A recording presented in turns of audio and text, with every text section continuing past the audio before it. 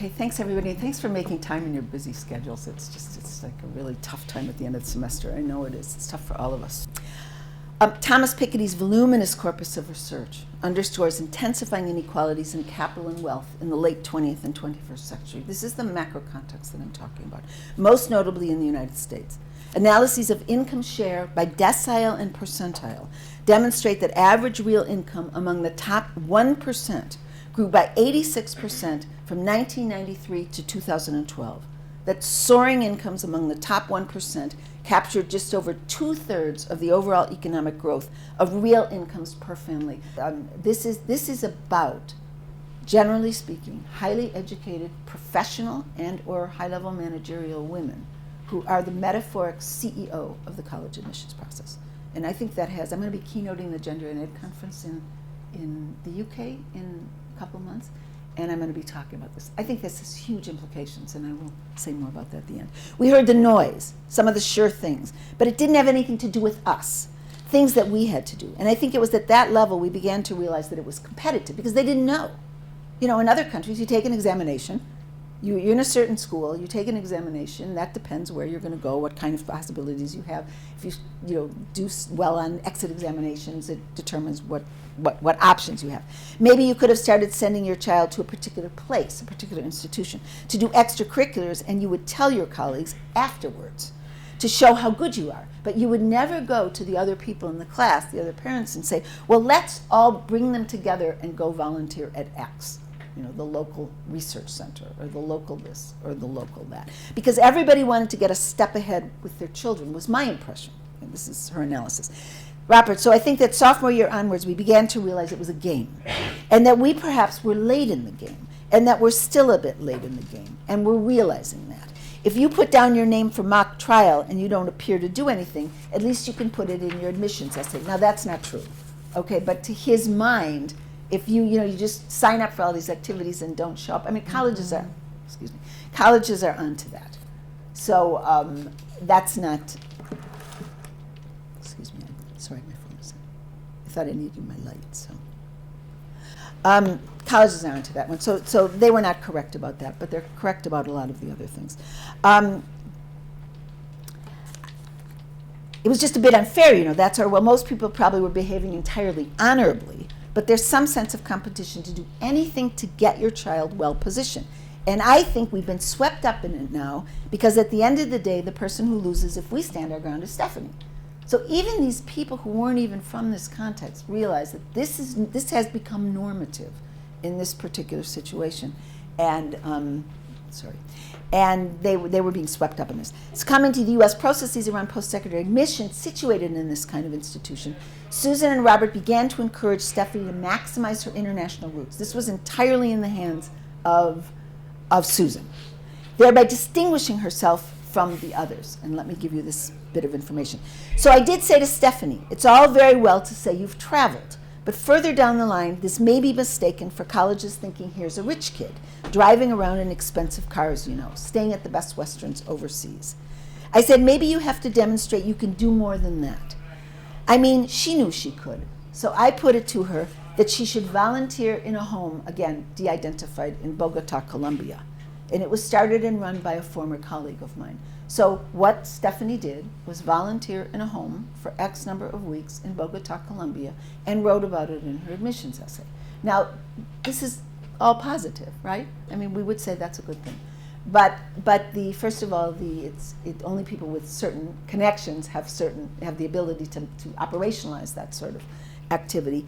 And then secondly, this really was, in this case, driven by the mother, who was attempting to think through strategically how to maximize her child's options.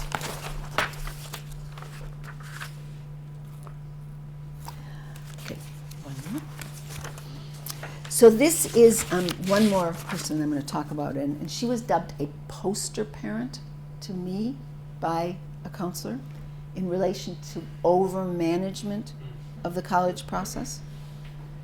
Donna Kenny, again, of course de-identified, said to me, I don't know how many other parents feel this way, or me, have talked to, but it was really hard to get the kid to focus and to get off their rear ends and pay attention to the college process. They've got to start this in junior year, and they don't want to start it in junior year, right? I mean, they're doing everything else. It's really a lot for them.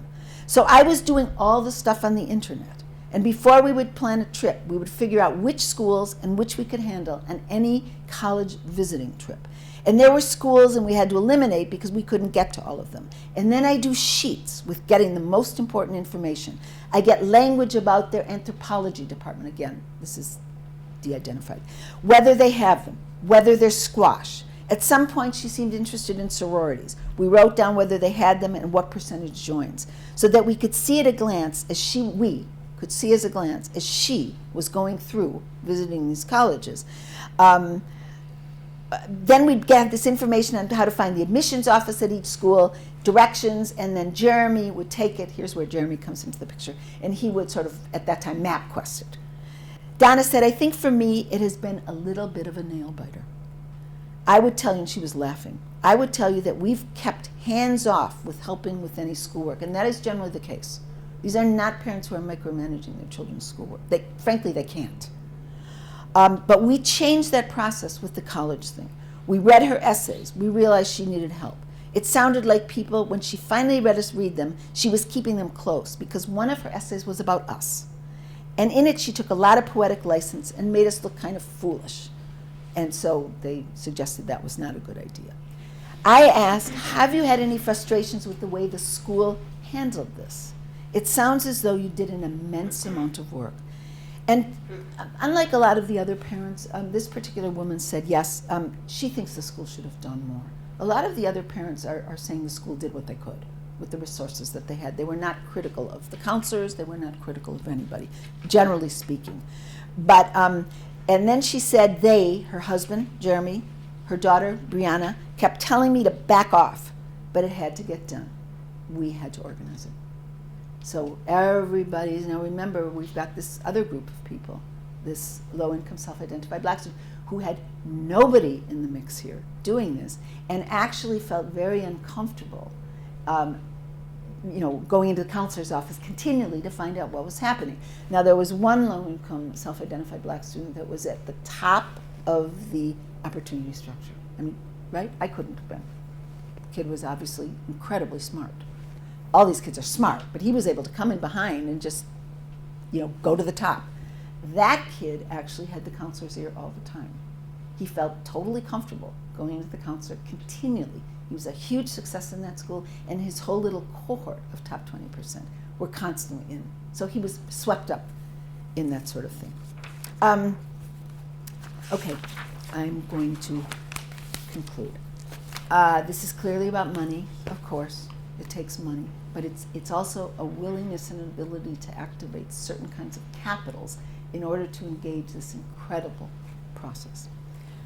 I've argued here that underneath massive shifts in the global economy, as accompanied by marked intensification of inequalities of income and wealth with marked consequences, Sean Reardon's work is brilliant if you haven't looked at it. It is the intensification of academic achievement over the past 50 years between the top 10%, bottom 10% of income is just stunning. And we know that's true with attainment as well. As accompanied by marked intensification of inequalities of income and wealth and intensified stratification of the U.S. post-secondary sector, privileged parents and students increasingly mobilize and activate, right, every bit of cultural, social, and economic capital to carve out distinction with respect to the college admissions process. There is, in fact, in some cases, very little family life in many of these families now, because so much of this is revolving around positioning kids inside an entirely new context. Annette Leroux was onto that years ago, but takes a particular shape and form at the college admissions point. This is engaged with an eye toward new and or continued privilege for their children via admissions to particularly located post-secondary destinations. And I noticed some of these slides got clicked. I will put those up, but we'll take questions first. Although the social and economic terrain has changed for everybody in the United States, a particularly located slice of the historically forged, broad-baked middle class is activating any and all intellectual, economic, and personal capitals to lay the groundwork for the construction of what arguably will be a new upper middle class of the 21st century. And that is obviously an intellectual leap, right? I truly believe that. I believe we're setting in motion a class structure for the next 100 years, at least.